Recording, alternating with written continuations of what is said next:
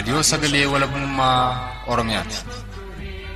Raadiyoon sagalee walabummaa Oromiyaa akeeka qabsoo kan saba Oromoo bilisaaf biyya Oromoo walab sirna dimokiraasii faqaan bulu deebisanii gadi dhaabuuf godhamu deeggara. Akeeka qabsoo kana babal'isuufis hojjeta. Birmadummaan Oromoo dafqa dhiigaaf lafee ilmaan Oromoon dhugooma jedhee amana. Dhaggeeffattoota isaas wareegama qaalii kanaaf kakaasuuf carraaqa. Kun raadiyoo sagalee walabummaa Oromiyaati.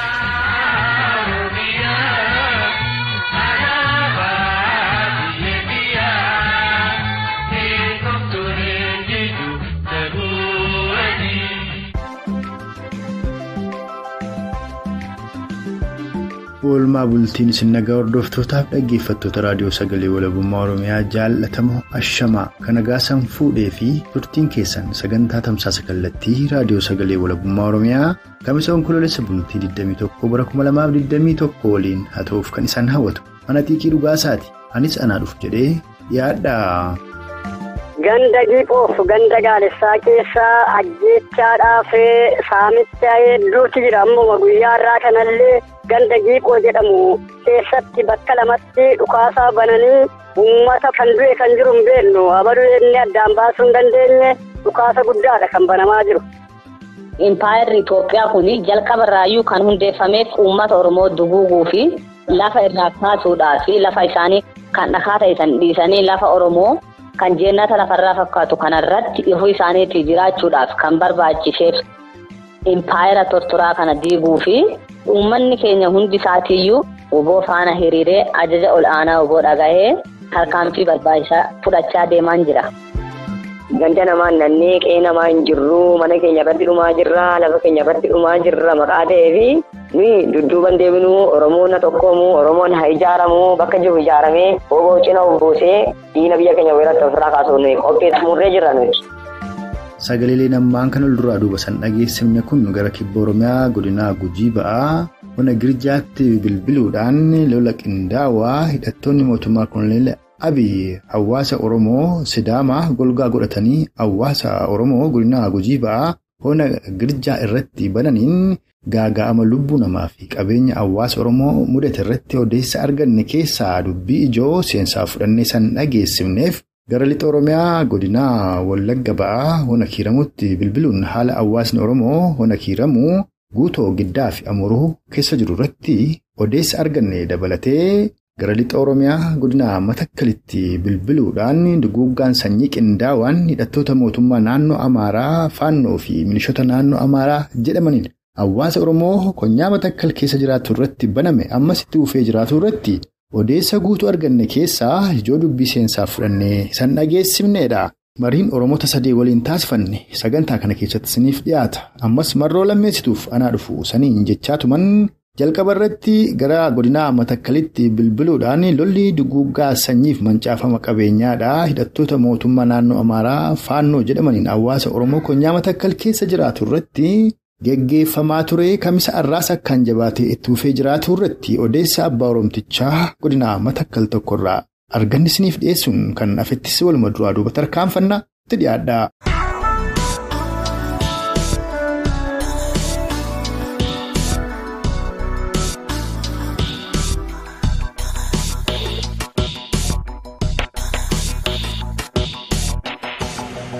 Uummanni inni kaan du'aan inni kaan saamichaan buqqaati kan inni jiru waan tokko amma manni qullaadha. Bosonaa fi muka jala jira uummanni Oromoo Matakkale. Ganda kanfaa keessatti kun kan inni ammaate Gaalessa moo garami? Gaalessaa fi Giphoo keessa rakkinni kun kan inni hedduu jiru amma. Ammoo magaalaadhuma godinaa qubatanii jiru jedhu warri Faannoo jedhaman kuni. Magaalaadhuma godinaarra kan isaan jirani. Magaalaa kam kan isaan qubatanii jiran eessarraa bobba'u? Kan isaan bobba'an godina Matakkale magaalaa Gilgalii jedhamurraa fottoqanii bobba'aa jiru as deebanii.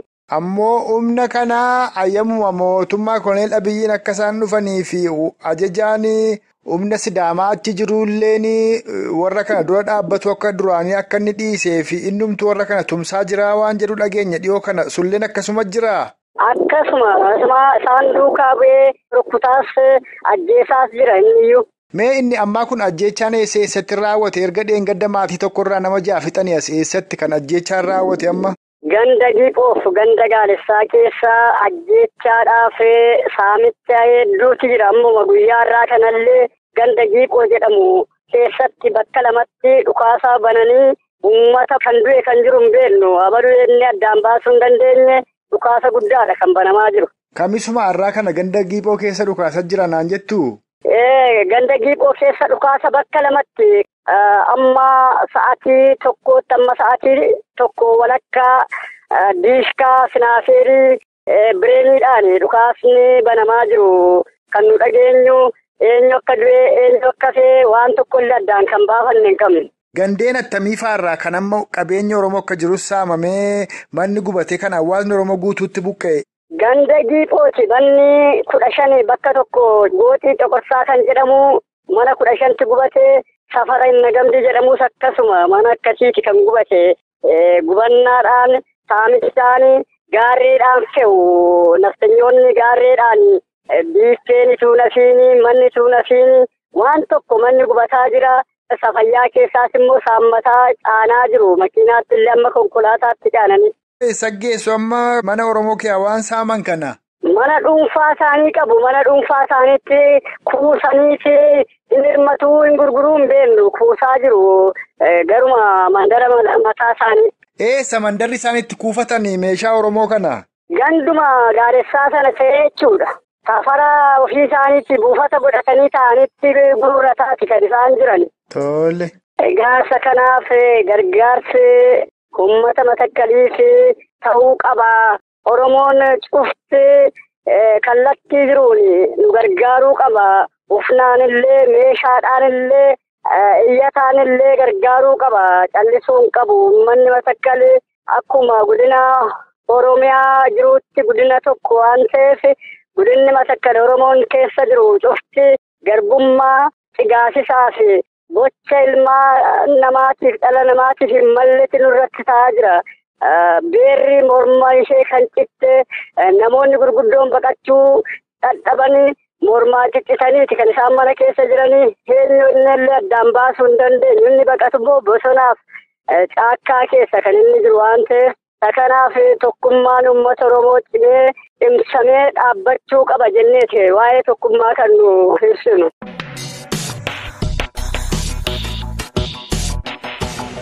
Kan amma dhageessan kun gara lixa Oromiyaa godina Matakkalitti bilbiluudhaan odeessa argannee isiniif dhiyeessineedha. Kanatti immoo aansuudhaan gara kibba Oromiyaa godina Gujii Ba'aa Ona Girjaatti bilbiluudhaan mootummaan Koloneel Abiyyi miliishota warra Sidaamaadhaa qindeessuun hawaasa Oromoo Gujii irratti lola bansiisu. Lolli kunis ammoo hawaasa Oromoo Gujii fi Sidaamaa obbolummaan bara dheeraaf waliin jiraataa turanii arras waliin jiraataa jiran ammallee kolonii ofirraa buqqisuudhaaf waliin qabsaa jiran walitti diruun bara aangoo ofii dheereffatuu fi shiranni shire ta'uu dhageenye gamasitti bilbiluun odeessaa argannetu isiniif dhiyaata.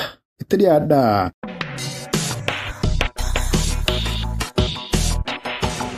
Kibba Oromiyaa godina Gujii Ba'aadhaa Ona Girjaa keessatti hawaasa Oromoo Gujii irratti duula guddaatu banamee jira. Ka duula kana banis ammoo sabootuma warra kibbaa kan mootummaan Koloneel Abiyyi tumsuudha jedhu. Mee lolli kun eenyuun yoom jalqabe eenyutu sin haadhaa jira miidhaa attamii qaqqabeeme jalqabumarraa kaasii uummata Oromoo ibsi. Lolli kun kan eegalame kibba Oromiyaa godina Gujii Bahaa Ona Girjaa ganda Gubboo Heebbaa bakka jedhamutti. Guyyaa kaleessaa roobii ganama sa'aatii 5 irratti waraanni Liyyuu Haayilii uummata Sidaamaa fi uummanni Sidaamaa sababa babal'ifannaa daangaa lafaatiin daangaa irratti waldhabdeen uumame. Waldhabdee sanirraa kan ka'e guyyaa kaleessaa namoonni 3 lola irratti kan du'anii gama Oromoo irraa. Kaaniin namoonni baay'een qe'eef qabeenya isaanii irraa buqqa'aniiti.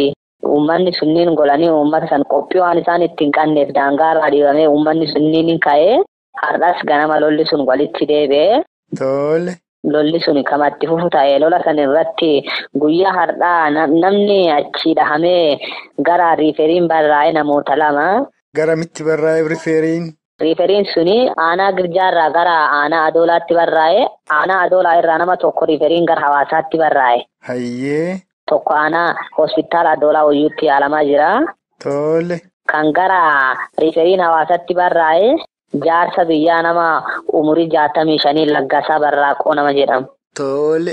Egaa erga maqaa isaanii beekti kakaleellee irraa nu himee Oromoonni 3 lubbuu dhaban eenyufaa arralleen warra madaanii riiferiin barreeffame kiyaa ka maqaadhaan hin tuqiyyoo jiraatilleen sunillee yoo uummata Oromoo dhageessifte. Namoota sanniin maqaa guutuu isaanii kan qindeeffadheeti ammatti harkaan qabuuti. San boodarraa naannoo daqiiqaa 30 booda naa bilbiltee qulqulleessuu nan danda'a. Kan ammatti adoolatti yaalamaa jiru Mahammad Sheekh Hassan jedhama. Sulleen achuma onuma girjaa keessatti rukutame. Onuma girjaa keessatti rukutame guyyaa har'aa kan rukutame hospitaala aanaa girjaa keessatti yaalamaa jiranii namoota 7 jedhani. Akkas taatu gammaattu ka lubbuu dhabee fi ka madaa'ee yaalarra jiru gidduu nama 10 ol ta'e akkasittiin. Nama 10 oliin ta'a. Tole.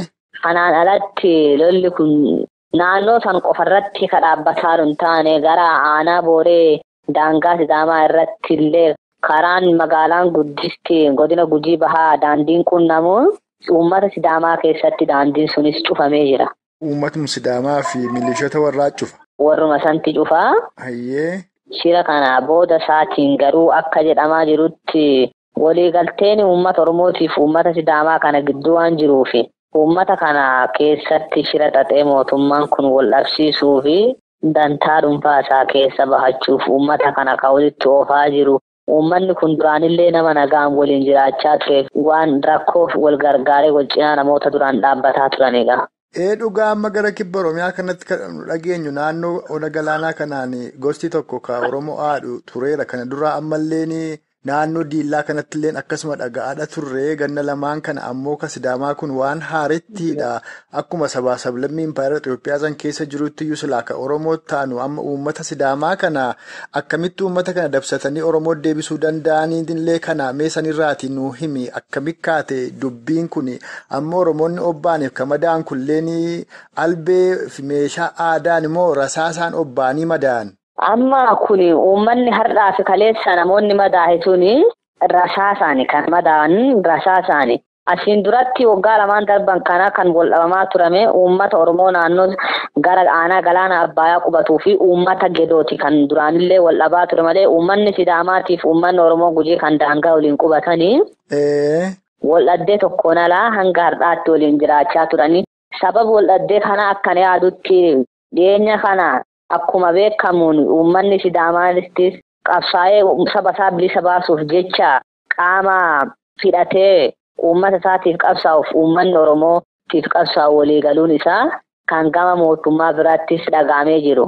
Hayyee. Kanuma sababeeffachuu fi akka waliigalteen kun saba kana lamaan gidduu dhabamuu fi waraanni bilisummaa Oromoo gama kibba Oromiyaa konyaa Gujii Bahaa keessa socho'uun sochii isaa cimsee itti fufee yeroo kanatti aanalee dhudhuunfachaa gara aanota ammaan daangaa Sidaamaarra jiranii kanatti waan tattaaffachaa jiruu fi uummata kanatti wal dhabsiisanii akka uummanni kun waliigalee waraanni kun naannoo kanatti wal dhuunfatee waliin hin jiraannee fi uummata isaa garbummaa jalaa hin baasneef mootummaan Impaayera Itoophiyaa kun warra kanaa fi qaama isaanii kan hidhateeru liyyaalii isaanii amansiisee itti bobbaasaa jira. Qaamni mootummaa Itoophiyaa kan aanaa girjaa keessa socho'u bakka lolaa ta'e tokkoyyuu inni himamaa jira. Warri PPdhaa kun amma takkaa bakka san hin geenye jechuun silaa uummata baraaru. Uummata san baraaruu fi birmannaan isaan godhanii tokkoyyuu hin jiru hanga sa'aa kanaatti. Egaa akkuma tuqaasaa turte illee qara dubbadhee ture lolli kun gama sanitti takkaa mul'ateen beeku Oromoo Sidaama gidduutti ammoo akkuma dubbattee turte warra Geedoo fi ammallee gosa Amaaroo jedhamtuuni lolli kun deddeebi'ee Oromoo Gujiirra banamaadha tureera. Gama biraan gama Sumaaleetiin deddeebi'ee godina Gujii Bahaa kana keessatti haadhinsi hawaasa Oromoo horsiifatee buluu irratti gaggeeffamaa ture. Sana waraanni bilisummaa Oromoo oboon dhiyeenya kan akka arginutti viidiyoon tokkollee akka mul'atanitti gosootuma Sumaalee naannoo san qubatanii sababa marraabisaaniin hawaasa Oromoon deddeebi'anii wal dhiban illee oboon rakkoo gidduu isaanii jiru akka inni fureetti kan dhaga'aadha turre. Isa ammaa kana sochiin ammatti eegale jira laata waan kun haaretti kaleessa eegale kaleessaaf arra gidduu tarkaanfiin ga'aatiif fudhatamuu dhabuu danda'a. Ammoo rakkoon kun silaa gama obootilleen akkuma kan Sumaalee furan kanalleen ni furuu abdii qabna. Kun furamuun illee qabsoo bilisummaa Oromoo fi gaariidha. Waan gamsaniin waan jiru jira oboon sochii jalqabe qaba laata?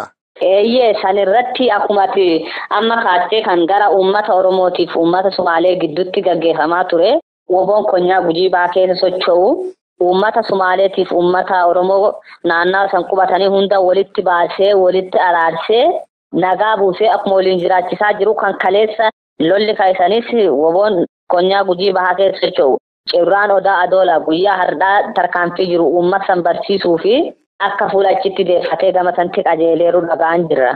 Ayyee guddoo bareedaa dhagaa odeeffannoo dabalataaf waliin deebina ammoo Itoophiyaan kun impaayera afaan qawween ijaaramte ammoo bara aangoo isaanii kasaan dheereffatanii Oromoo gidduu tolaadhinsa uumaa ammallee saboota ollaa Oromoo qubataniif Oromoo gidduu rakkoo uumaa as ga'anii Gujii Booran obboleeyyan garaa tokko ol nyaachisaa dhabba'anii san Oromoon amma dammaqee keessumaa dhaloonni amma dammaxxaniitu Oromoon obboleeyyan garaa tokkooti waan irratti tol'annu hin qabnu waan. Dhabne waliin dhabne sanleen qabsoon deeffannaatti fuula deeffattanii nyaaphaa gurra laatuu dhiiftanii egaa kana amma mul'ataa jiru saboota ollaa deddeebisanii duulchisuudha.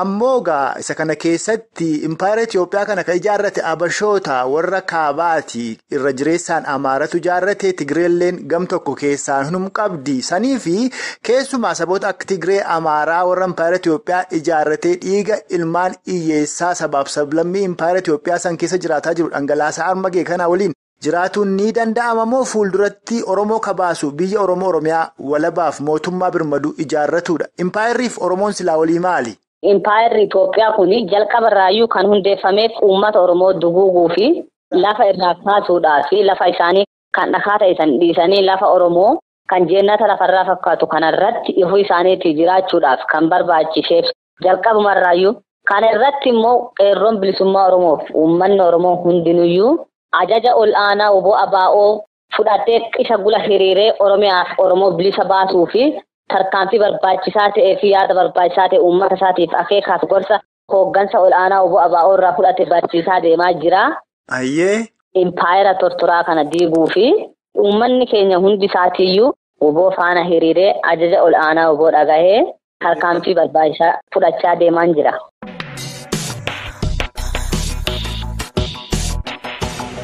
Kan amma dhageessan kun shira mootummaan kunuunfataan impaayera Itoophiyaa yeroo ammaatti Koloneel Abiyyiin durfamu kibba Oromiyaa godina Gujii Ba'aa Ona Girjaa keessatti dhalcheen milishoonni warra Sidaamaadhaa hawaasa Oromoo konyaa Gujii Ba'aa Ona Girjaa irratti lola banuun gaagaama lubbuuf qabeenyaa qaqqabsiisaa jiraatu irratti odeessa argannee isaan dhageessifneedha.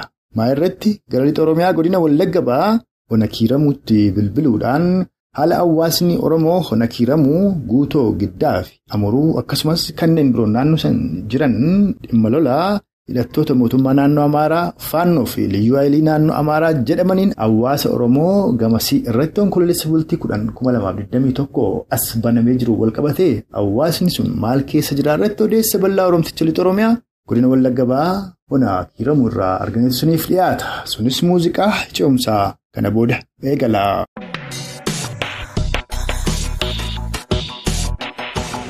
Akkuma beekamu onkololeessa bultii 10 irraa qabuudhaan honoota godina Wallagga Ba'aa kanneen akka Guutoo Giddaa, Kiiramuu fi Amuuruu kanneen biroo keessatti illee Oromootu ajjeefamaa ture kan ajjeesu humnoota Faannoo jedhaman kan naannoo Amaaraa irraa qaxxaamuranii dhufanii fi harcaatota ilmaan nafxanyaa Oromiyaa keessatti dhalatanii guddatanidha jedhu. Mee waan kanarraa nu himaa maatii miidhamtootaallee dubbifneerra haalli sun mee attam amma tuufee jira moo lajab jedheera? Waraanatti babbaasanii hanga irraatti har'a kunoo ganama bariidhaanii jechuudha.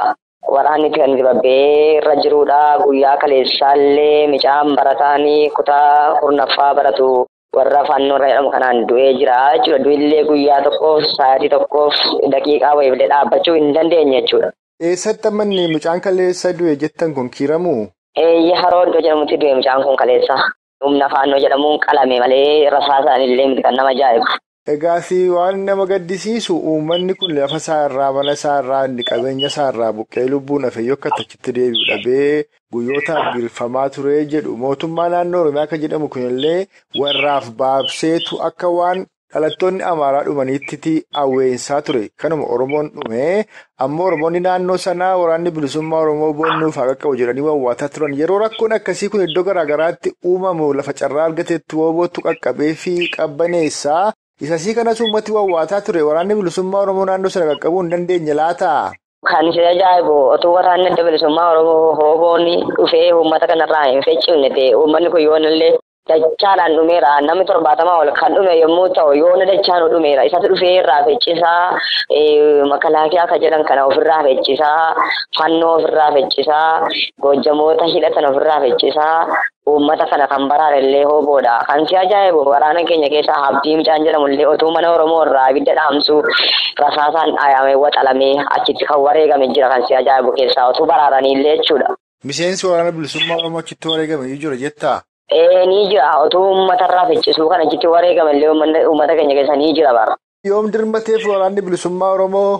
Waraanni bilisummaa Oromoo humna addaa Oromiyaa jedhamu kana eegee dadhabee dhaqanii isaan baraaruu kan jedhamu eegee dadhabee guyyaa 2 booddee waan godhamu gaafa dhabutu ofiin kutatee itti galee jechuudha. Erga itti galee booddee immoo humni hidhatee faannoo jedhamuu fi gojjamootaan hidhatanii kan jiran kun hundumtu makalaakiyaa dabalatanii isaan kun hundumtu karaa darbaatu otuu isaan dhowwanii isaaniin cabsee itti galee uummata kana baraaree ba'e jechuudha.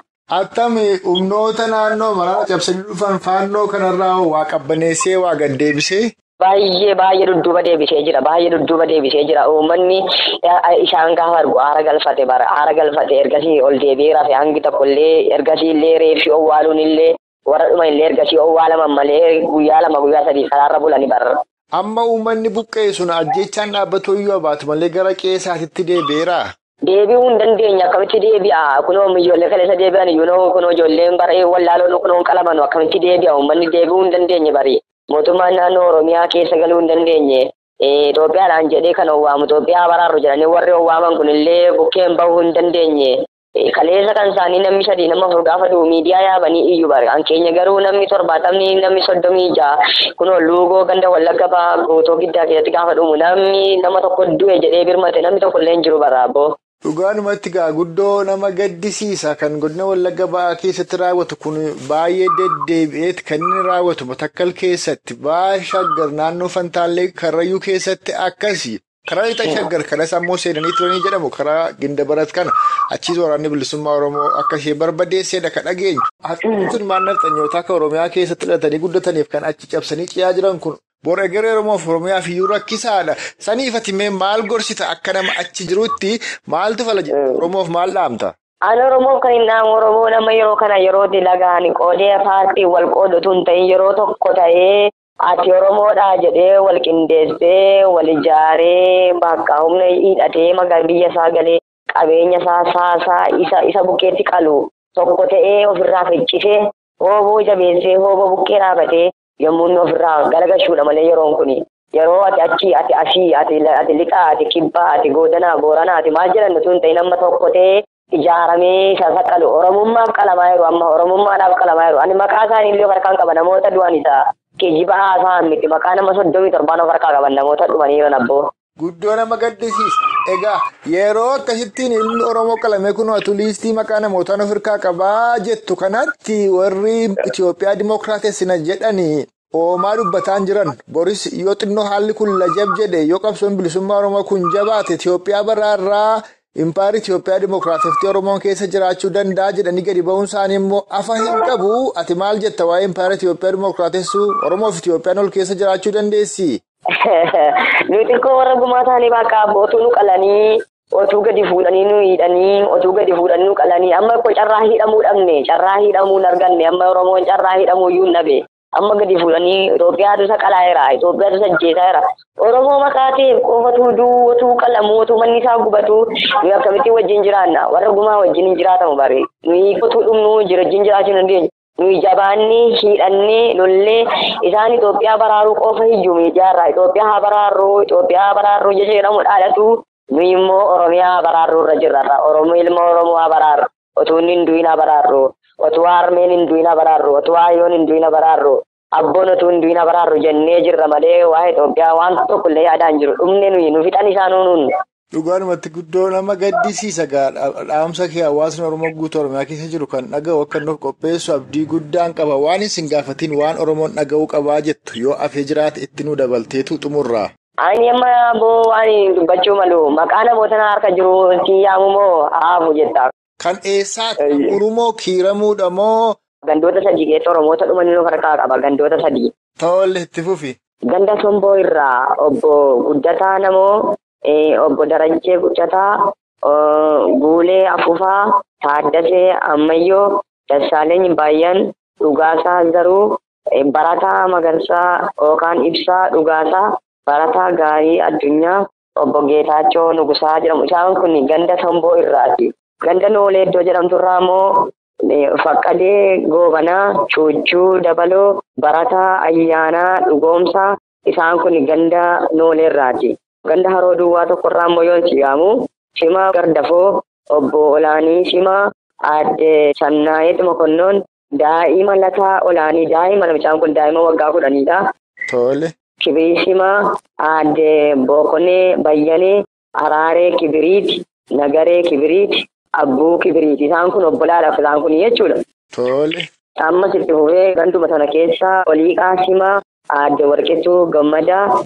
Aadde Jaallanne Siniiqaa, Aadde Dingatuu Ayyaanaa, Aadde Mitikkee Galataa, Aadde Wayituu Duuressaa, Aadde Argannee Kabbadee, Aadde Biqilee Gammadaa, Barattuu Shittee Aynaalem. Isaan kun egaa ganda Haroorraati jechuudha. Daa'imni waggaa 9 keessa jirti jechuudha. Isaan kun hundumtuu otuu bu'anii namoota halbeedhaan qalamanidha jarri kun hundumtuu. Halbeedhaanii wareegamanii. Kan gumaa isaanii Booris Arras hin baafna duuba hin deeminu uummanni Oromoo bakka jiru na ijaaramu ganda namaan nannee qe'ee namaa hin jirru mana keenya irratti dhumaa jirra lafa keenya irratti dhumaa jirra maqaa ta'eefi dudduuba hin deeminu Oromoon na tokkoomu Oromoon haa ijaaramu bakka jiru ijaaramee booboo cina buusee diina biyya keenya weerarratti ofirraa kaasuun qopheessuma xumurree jirra nuti. Dhugaadhumatti Oromtichi lixa Oromiyaa godina Wallagga ba'aadha. Duguggaa sanyii hawaasa Oromoo irratti gaggeeffamaa jiru. Maqaa namoota ajjeefamanii akkasumas ammoo dhaamsaaf yaada nu qooddeef galatoomi uummanni Oromoo bal'aan kana dhaga'uus akka inni seexa'ee tokkummaadhaan ka'uu itti dhaammannaa arraabni xumurraa fuuldura sitti deebi'eensi odeeffadha fayyaa ta'e. Ayyee ulfaadhaa nuu jiraadhaa sagalee nuu ta'an Oromoota maraan nuu ga'a.